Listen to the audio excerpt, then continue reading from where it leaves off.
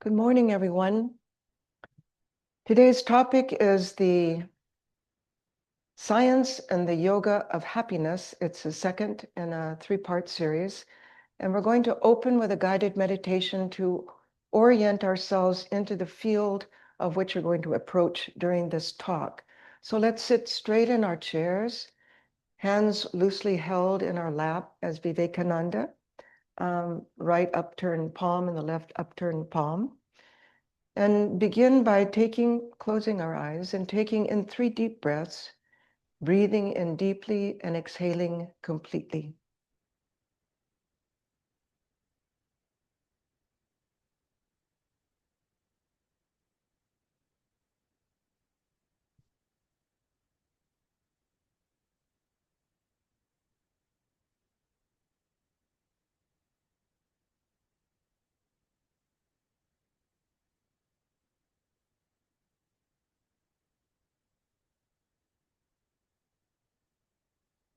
Picture the mind as a calm lake stretched before you.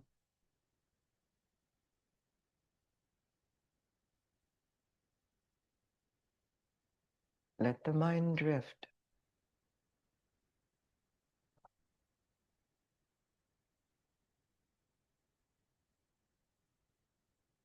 See how thoughts come and go as bubbles rising and breaking on the surface, becoming ripples that are ever widening circles.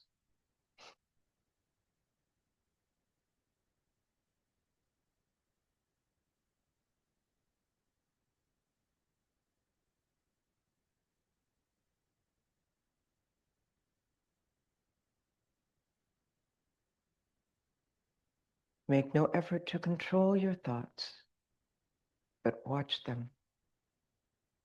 Follow them in imagination as they rise, break, and float away.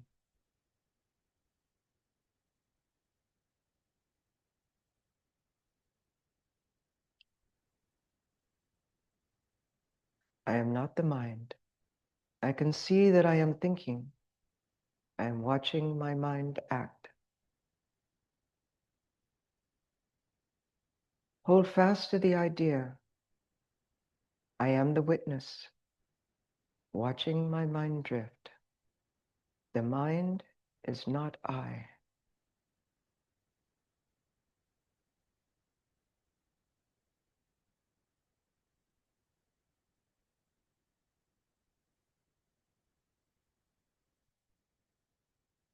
Watch the mind as a thing entirely apart from yourself.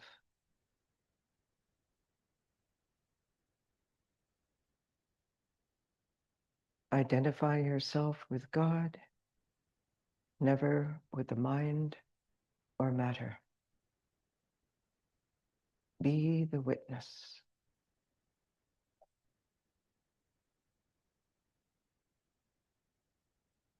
Om Shanti, Shanti, Shanti. Peace, peace, peace. So this pratyahara is a good introduction to our topic to orient us in the direction we wish to go, the yoga and science of happiness. Let's talk a little bit about the ladder of happiness. It starts at the sensory level, when most of our mental, emotional, and physical effort is spent in fulfilling our basic needs: food, shelter, protection, and desire for progeny. After some time, we find what Vivekananda explains. All happiness which comes from the senses will eventually bring pain.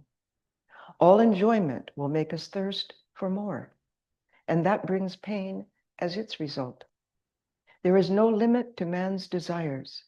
He goes on desiring, and when he comes to a point where desire cannot be fulfilled, the result is pain. So why pain, we might ask? Vivekananda explains, every action, every thought, good or bad, just goes down from the conscious mind into our subconscious and becomes fine and is there stored up. Both happy and unhappy thoughts are called pain-bearing obstructions because according to the yogis, they in the long run bring pain. Therefore, the yogis regard the sum total of the impressions, good or evil, as pain-bearing obstructions. They obstruct the way to the freedom of the soul. So, when we reach satiety at this level, we begin to seek emotional and intellectual fulfillment in the arts and the sciences, wherein creativity, absorption, and flow take place. What is flow? A quick review of our previous talk in this series. We go back to Mihai Csikszentmihalyi in his seminal work, Flow, the Psychology of Optimal Experience. And he explained his theory that people are happiest when they are in a state of flow, a state of concentration or complete absorption with the activity or situation they're absorbed in a state in which people are so involved and absorbed in an activity that nothing else seems to matter. And during that period, temporal concerns like time, food, our ego, self, etc., are typically ignored. And most of us have experienced that. At this level of what we would call dharana, or concentration, when prolonged, that flow can lead us into a higher realm where mysticism begins to take root. In such concentration, the mind moves from being spread out to being collected and pinpointed. Now, the mind is forced to move in one direction only, not seeing or hearing simultaneously. Interest fully draws the mind towards that single object. Now, what happens from the yoga perspective?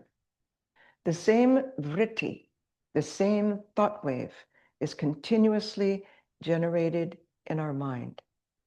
The chitta, which is the lake of the mind, which you were all observing, that's the gross mind, takes the soul shape of the form of that object. Several moments, seconds, minutes pass, and with practice, we're able to increase our capacity to hold on to the object of our concentration, the object of our liking, our chosen ideal, by our attraction for it, by the flow of concentration and subsequent joy it brings.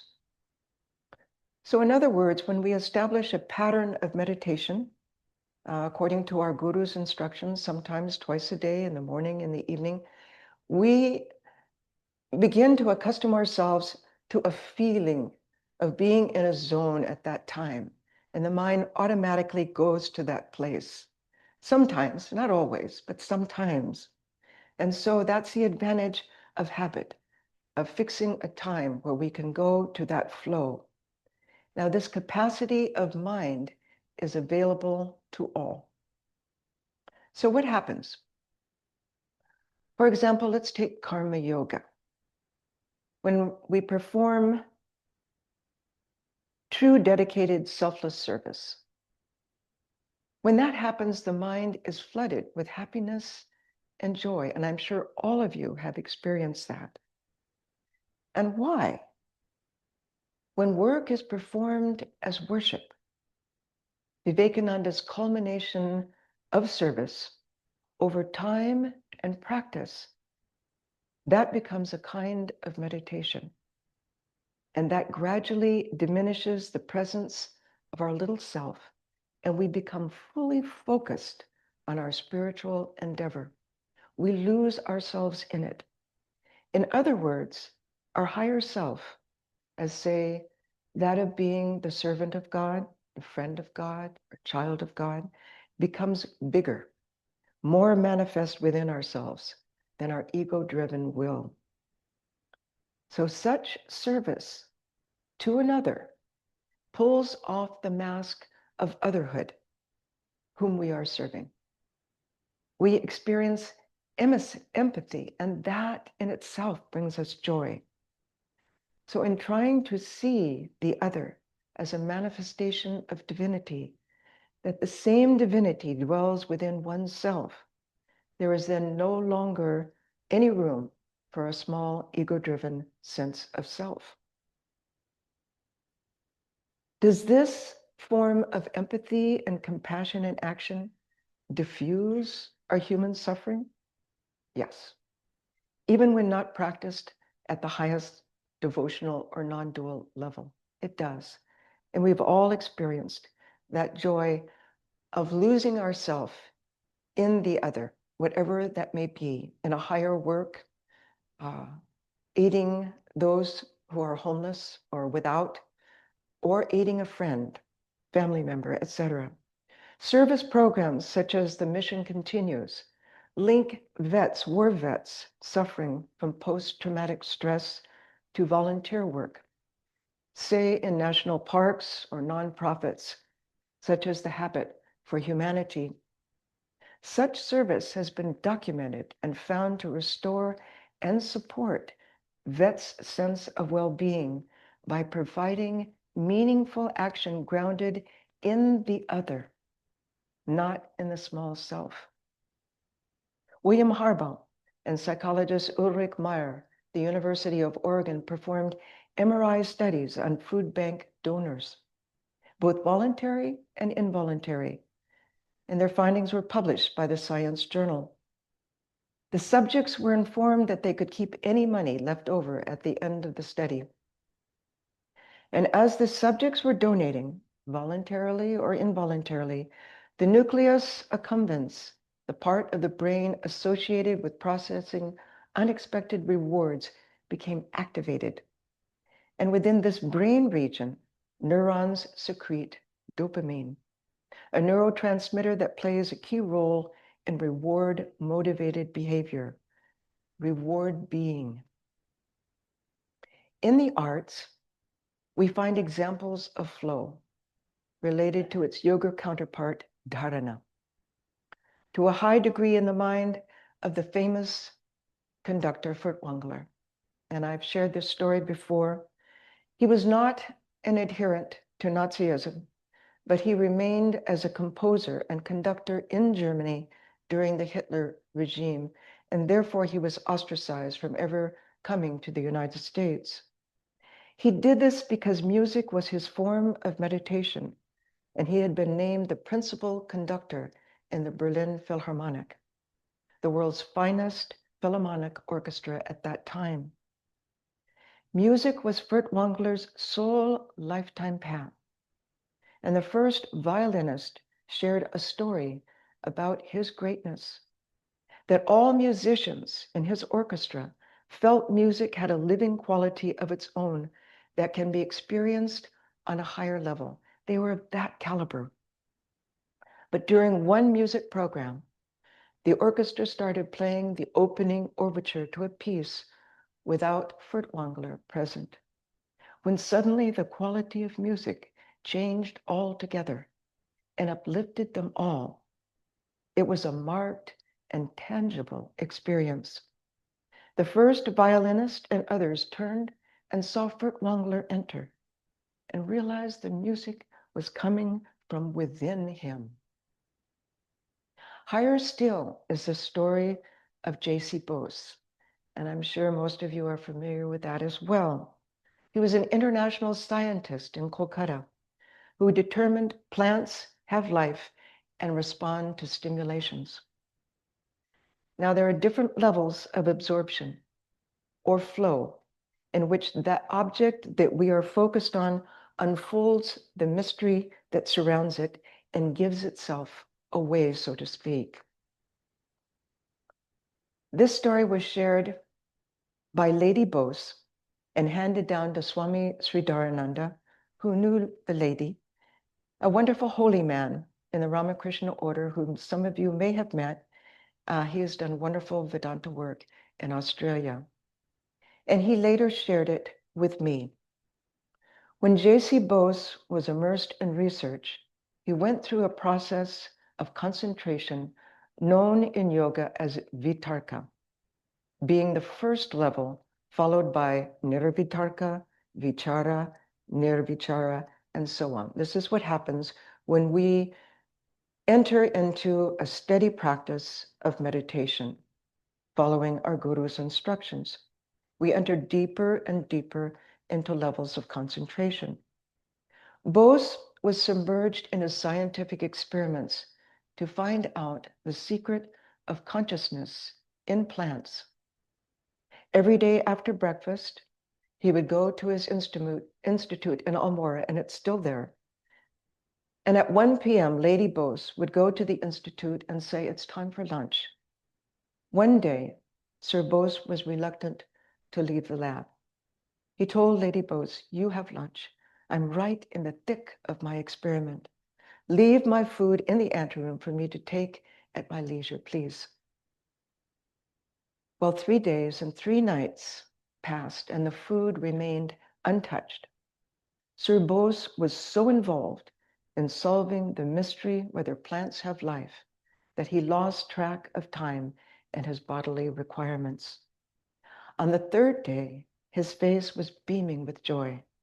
He came down from the institute and told Lady Bose, "Not only have I discovered that plants have consciousness, I have discovered the reality behind that consciousness." Now, the direct disciples of Ramakrishna knew J.C., and Swami Brahmananda in particular encouraged him to continue his experimentation, and he said, "You will realize everything through this process." So we see that with concentration, we first gain sensory, emotional, and intellectual fulfillment. Then at last comes the pure joy of spiritual fulfillment. This top rung on the ladder of happiness frees us from attachments, immersing us in the bliss of God consciousness, our true nature. And with it comes yogic insights. Pravrajika Prana beautifully explains in her book, The Science of Happiness. Normally, there is always a base level of happiness, our default state, she writes, to which the mind comes back. When good things happen to us, happiness peaks a little, and when bad things happen, happiness dips a little, always returning to the stable base level. She goes on, what yoga and Vedanta aim at is not just to ensure that we do not dip, but that the base level too rises higher. More gladness prevails in our mind due to higher awareness, due to freedom of unwanted thoughts, due to freedom from wrong conditioning. The quality of happiness then becomes much higher. She goes on, the base level of happiness can be raised through yoga practice, through meditation. It is not just about regulating our mood fluctuations. The very quality and level of our happiness are raised higher. Now, if we question if that is happening to us, we can ask our spouse, our children, have you noticed a difference? And they will probably say, yes, continue your meditation. So these things do work. This quality of happiness is based on our self-awareness, which comes from the systematic process of spiritualizing our life, following the guidance of our guru's instructions. It brings calmness, clarity of mind, and depth of spiritual thought and inner vision. It is not just an object-driven happiness. It is a contemplative joy and contentment. Swami Vivekananda described the sattvic mind's self-awareness as a state of, quote, serenity, calmness, in which the waves of the mind cease and the water of the mind lake becomes clear. He's talking about that mind lake that you were observing. That was his pratyahara, that I was giving you, one that he would give in his Raja Yoga classes, one that stabilizes the mind so that the mind can then gather its resources into the heart for meditation. He goes on, it is not inactive, but rather intensely active. It is the greatest manifestation of power to be calm. Swami Brahmananda further described the joy aspect of such a mind. He said, as your mind becomes absorbed in meditation, a fountain of joy will spring up within you. And again, when the mind becomes absorbed, a shining light is first experienced in the mystic vision. With this vision, there comes a kind of higher and nobler joy, and the mind is reluctant to give up this joy and move onward. But if the aspirant goes further, the vision of the light will be concentrated into the form of the chosen ideal, and the mind becomes merged in his consciousness. Now, such experience of this kind of divine consciousness is called Ananda, pure love, which is the same as pure bliss and pure joy. It purifies the mind from gross thoughts. It elevates it, and it powers it with self-awareness. Now, this final rung on the ladder of happiness is the only lasting happiness. Lama Alan Wallace, a dear friend of mine, who's an author, contributor, and translator for the Dalai Lama, and founder, director of the Santa Barbara Institute of Consciousness Studies and the Center for Contemplative Research, whose research interfaces traditional forms of Buddhist meditation with the mind sciences, brings his own perspective, which, not unlike Vedanta, is universal in its perspective. First, there must be an understanding of the meaning of life. Now, we're all here, so we all basically have that understanding. The importance of a spiritual perspective in the objective universe, a scientific perspective in the subjective mind of the individual, a contemplative perspective in the interrelation between individuals and the world.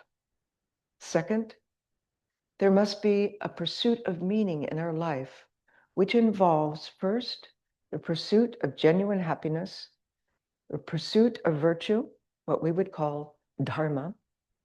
Third, the pursuit of understanding. We have to embody our vision, not just with lip service, but with a whole soul lifestyle change that walks our talk, such as practicing the yamas and the niyamas in our Yoga Vedanta tradition. Knowing that understanding the physical world enhances our physical well-being, understanding the mental world enhances our mental well-being, understanding ourselves and our relationship with the world is the basis for our spiritual well-being. Wallace posits, not unlike Yoga Vedanta teachers, as long as we are primarily devoted to the pursuit of our own individual happiness by way of sensual pleasures and the pursuit of financial stability, influence, and reputation, our emotions will constantly fluctuate between elation and depression, hope, and fear. He goes on, the development of emotional intelligence is rooted in prioritizing genuine well-being over mundane happiness, where the former is cultivated from within and the latter is pursued outwards. Moreover, he says, the sole focus on our own well-being as our highest priority destabilizes our emotions, whereas expanding our field of caring to all those around us is a direct path to ever-increasing emotional intelligence. Wallace addresses emotional intelligence by way of the cultivation of the four immeasurables of loving kindness, compassion, empathetic joy, and impartiality. These four virtues are foundational for all schools of Buddhism and are indeed so universal they are practiced by everyone, irrespective of their beliefs. In fact, they have been emphasized by our Yoga Vedanta teachers, pointing to the Yoga Sutras, first chapter, verse 33. Maitri karuna muditopekshanam sukhadukkha punya punya vishayanam bhavanatas chitta prasadanam. The feelings of friendship, mercy, gladness, and indifference in regard to objects of happy, unhappy, good, and evil, respectively, pacify the chitta. So even before we begin yoga, this verse is elemental. It's a signpost for us to watch where we are in the spectrum. So this self-awareness is quintessential to the development of our happiness. Another way of presenting this truth is that our true self is the source of happiness. The Mandukya Upanishad shows us that by analyzing our daily experiences of waking, dreaming, and deep sleep, Jagrat, Swapna, and Sushupti, we realize the Atman is present in all the three states. We know full well that the mind and senses are fully awake in the waking state. That is self-evident. In the dream state, the senses are shut down, but the subconscious mind is working, creating a dream world for our dream self. In the deep sleep state, the mind and senses are both shut down. But according to Sat Prakashananda's book, The Goal and the Way, a glimmer of consciousness received from the luminous self keeps prana operative in waking, dream, and deep sleep as well. As observed by Shankara, it is being illumined by the light of the consciousness of the Atman, its very self, that the vital principle functions. The only source of life and light of a person is the luminous self. So says Sri Krishna to Arjuna, just as the one sun, O Bharata, lights up the entire world, so the self, abiding in the psychophysical system, illumines the whole psychophysical domain. So when we awake, we know and can thereby state that we slept peacefully. By saying and knowing this, we are verifying that though we experienced the absence of any objects in our deep sleep, we continue to experience our experience of the deep sleep state. There is no memory of an objective encounter in that state, but there was present a witness. There was present a witness that recorded that we slept and abided peacefully in that state. In other words, the same I persists in our waking, dream, and our dreamless sleep states. Pravrajika Prana further posits. She points out in her book, in our dreamless deep sleep state, we experience great happiness even without the functioning of the mind. Therefore, the source of happiness must be behind the mind.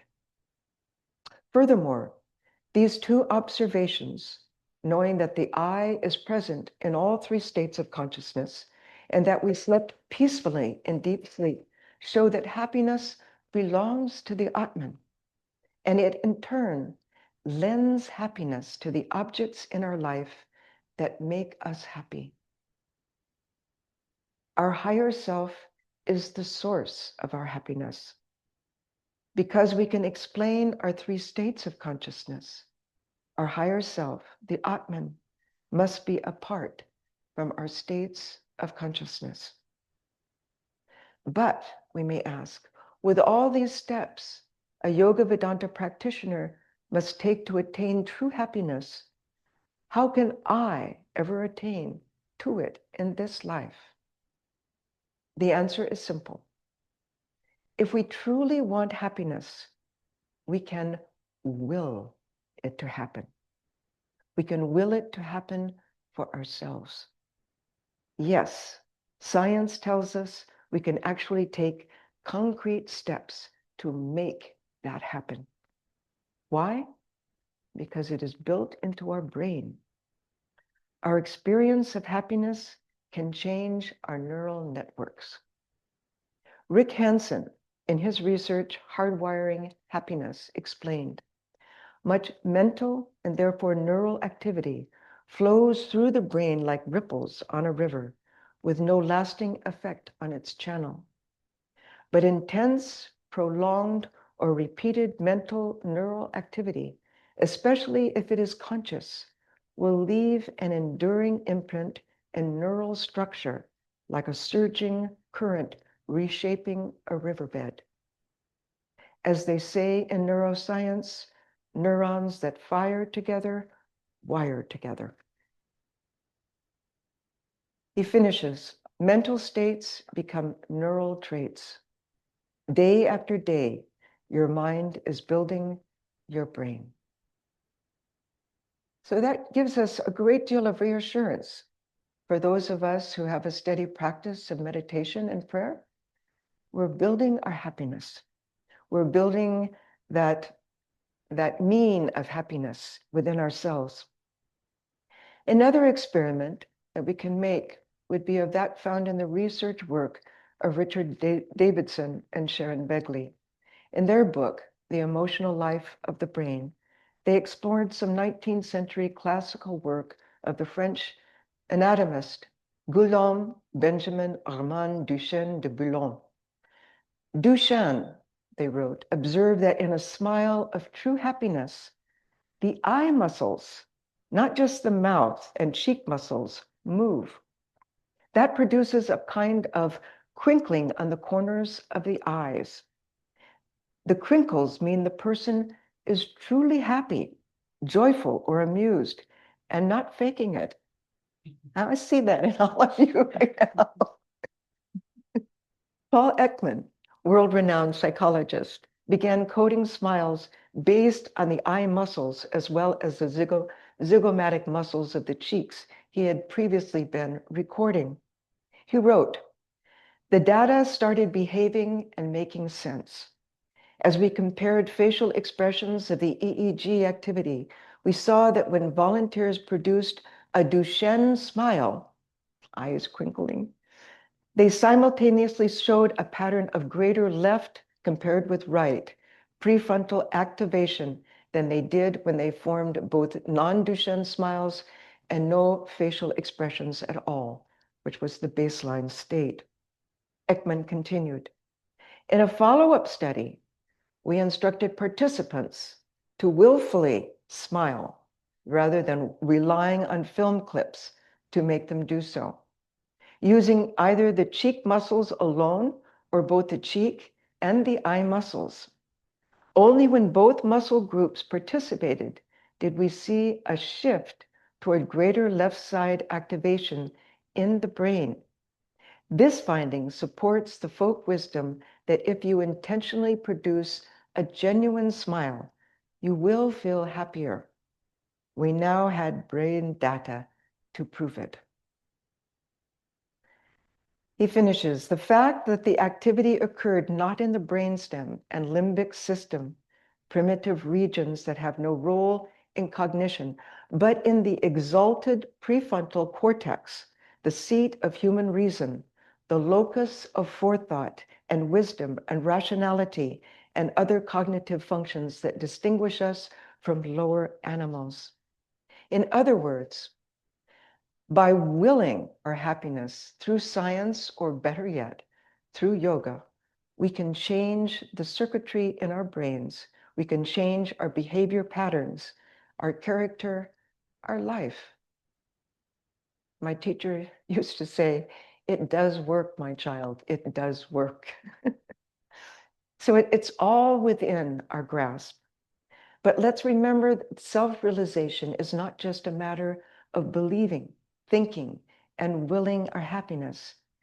It's a profound matter of being and becoming, awakening the superconscious. In that wellspring of realization alone lies infinite joy and abiding happiness.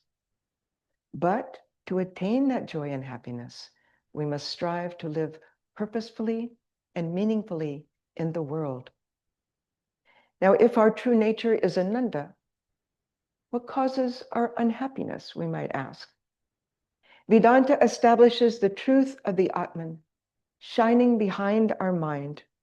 What then causes our unhappiness? The alienation of our gross mind from our higher consciousness, the self. In some individuals, prostitutes, robbers, murderers, the line of demarcation between the supreme self and the lower self seems so thickly drawn, one may wonder at the truth of such a grand philosophical premise. And yet, to a man of God, such as Vivekananda, the self is nearer than the nearest, seen even in the lowliest of creatures. And we find that wonderful truth come alive for us in one incident in Vivekananda's life. It's one of my favorite stories. In October 1900, Swami Vivekananda, accompanied by Monsieur and Madame Loisson, Jules Bois, Josephine MacLeod, and Madame Colvay, all traveled to Egypt together. And you can read this incident in the 2-volume Life of Swami Vivekananda.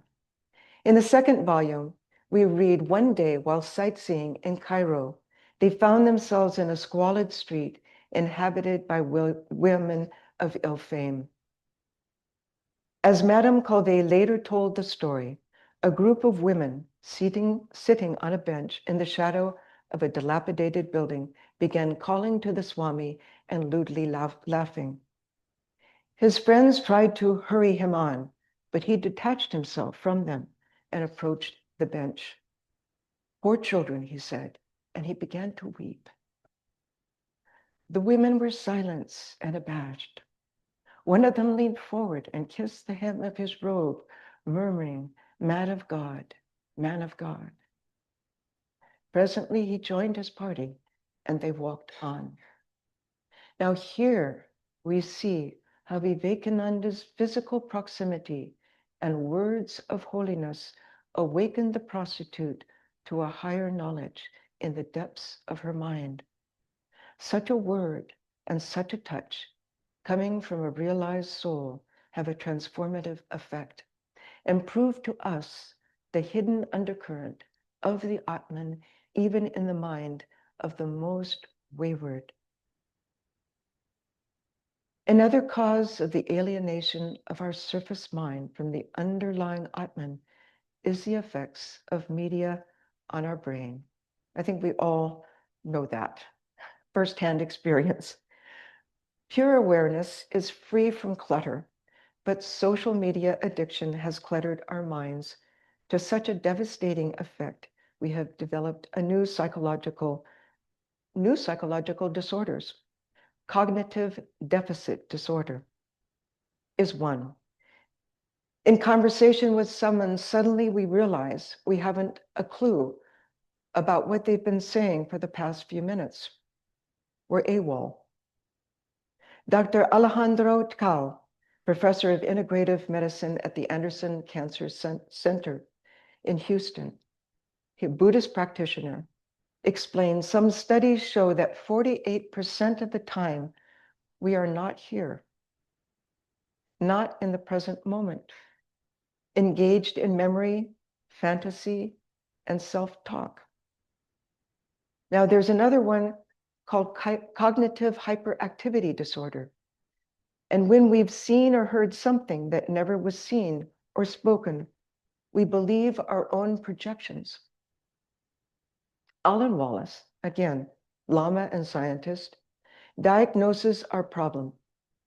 According to Eastern psychology, he explains, in any single moment of awareness, which may be as brief as 1 millisecond, attention is focused in only one sense field. But during the course of these momentary pulses of consciousness, attention jumps rapidly from one sense field to another, like a chimpanzee on amphetamines. In the blur of these shifts among the sense fields, the mind makes sense of the world by superimposing familiar conceptual grids on our perceptions.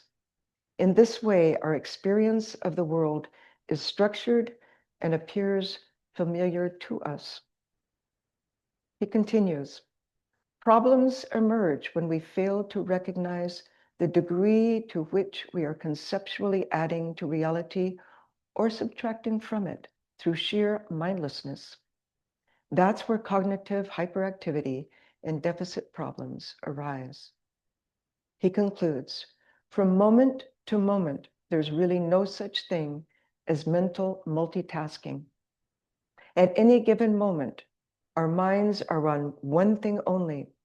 So the experience of attending to multiple things at once is an illusion. What's really happening is that the attention is rapidly moving back and forth from one field of experience to another. The solution? To daily center ourselves through meditation, spiritual reading, and routinely seek holy company.